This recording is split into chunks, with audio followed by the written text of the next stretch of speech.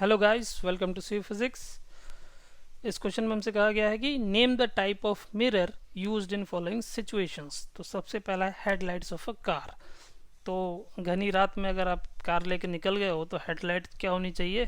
Fully functional होनी चाहिए ताकि आपको सड़क पे कुछ दिखाई दे।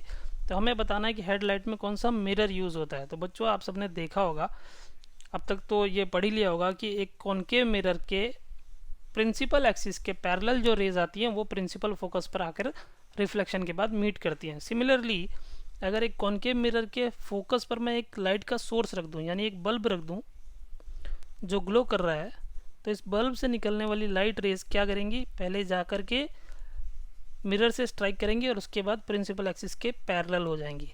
तो बहुत अच्छा ये एक मिरर है। इसको मैं यूज़ कर लूँ अगर अपनी हेडलाइट में, तो क्या होगा? उसके फोकल लेंथ पर बल्ब फिट कर दूंगा और फिर वो रेज क्या कर देगा? पैरेलल कर देगा। तो कुछ इस तरह का सिनेरियो मेरे को दिख जाएगा। मेरी कार के आगे लाइट इस तरह से पैरेलली चारों तरफ फैलेगी और मुझे अच्छी विजिबिलिटी मिलेगी नाइट टाइम में। तो हेडलाइट्स ऑफ अ कार में concave mirror is used. concave mirror is used in headlights when a light source यानी कि एक bulb is kept at focus of mirror,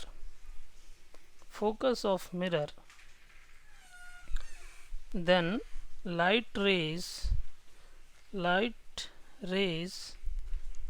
become parallel to the principal axis.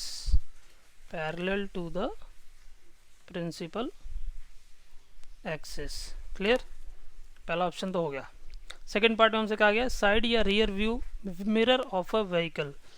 तो एक vehicle के rear view mirror में लगता है convex mirror. Convex mirror क्यों लगता है?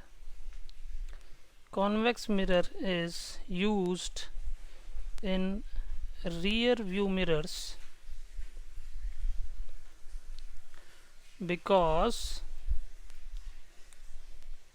it always forms an erect image. Always forms an erect and diminished image.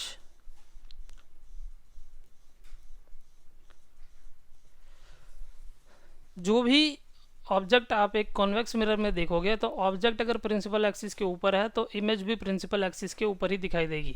और क्या क्या होगी साथ में? जो इमेज बनती है उसका साइज छोटा होता है। तो अगर इमेज का साइज छोटा है मतलब वो ज़्यादा एरिया को कवर कर सकता है एक कॉन्वेक्स मिरर। तो कॉन्वेक्स मिरर का जो रेंज होता है, range of the area whose image can be formed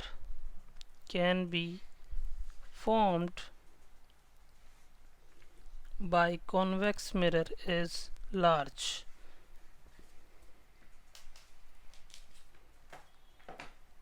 clear? Third part है solar furnace. Solar furnace exactly headlight का अपोजिट कॉन्सेप्ट है। इसमें भी आप एक कॉनकेव मिरर ही यूज करोगे। कॉनकेव मिरर यूज करते हैं। Concave mirror is used because rays parallel to the principal axis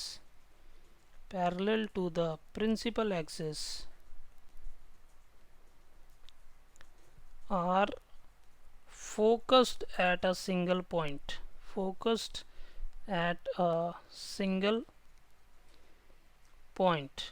भाई क्या करना चाहते हो आप?